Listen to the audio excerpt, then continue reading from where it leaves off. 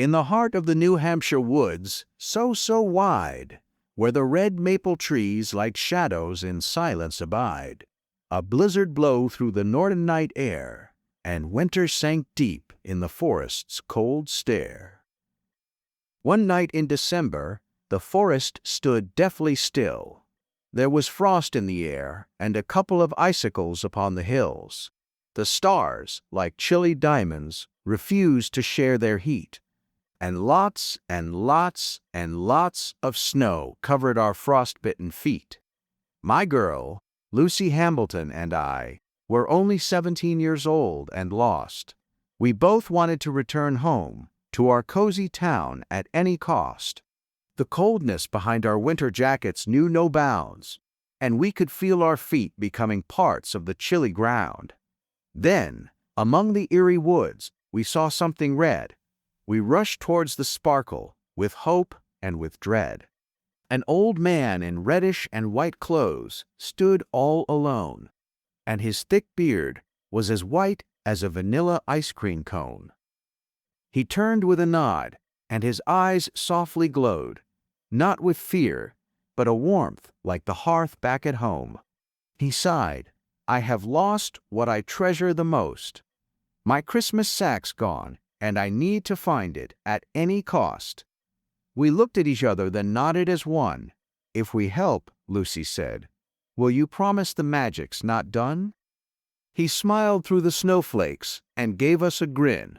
"If you find what I've lost, the magic begins." We headed back into the forest. We searched everywhere.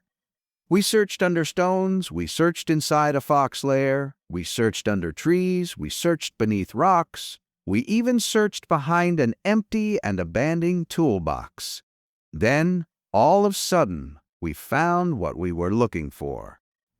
The sack was floating inside a lake next to a beach shore. We jumped into the lake. It was very cold, I tell ya, like some icy wonderland in a children's fantasy novella. But Lucy and I, with our hearts full of cheer, swam through the dark with the sack drawing near. We climbed from the lake, soaked, shivering, stunned, yet smiling because we'd done what we'd done. We carried the sack back through pine, snow, and stone. And there stood the old man, still waiting alone.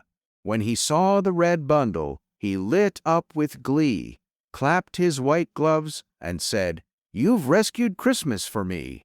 He opened the sack just to be sure it was true, then hugged us both tightly and whispered, "Thank you." From the woods came a rustle, a shimmer, a sound. Dasher and Prancer descended, their hooves off the ground. They bowed to old Santa and nuzzled his hand, then turned to face us like they'd known the plan. "These two will guide you. They know the way home.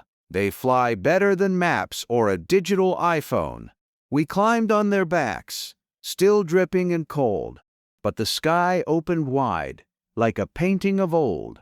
Through clouds we did soar, through wind sharp as glass, past moonbeams in starlight. They carried us fast. The trees fell away, and our fears did too, as the reindeer flew under a sky painted blue. But before they had gone, they dropped something neat, 2 small wooden boxes tied up so sweet.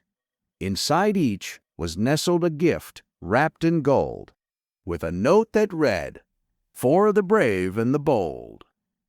Lucy unwrapped hers and gasped with delight, and mine sparkled bright in the pale morning light. Inside, not a toy, nor treat, nor a card game, but a magical map marked with Santa's name. It shimmered with stars and showed one glowing track, from our town to the North Pole and then safely back. With sleigh routes and candy cane trails on display, it sang to us, "You're both welcome to visit someday."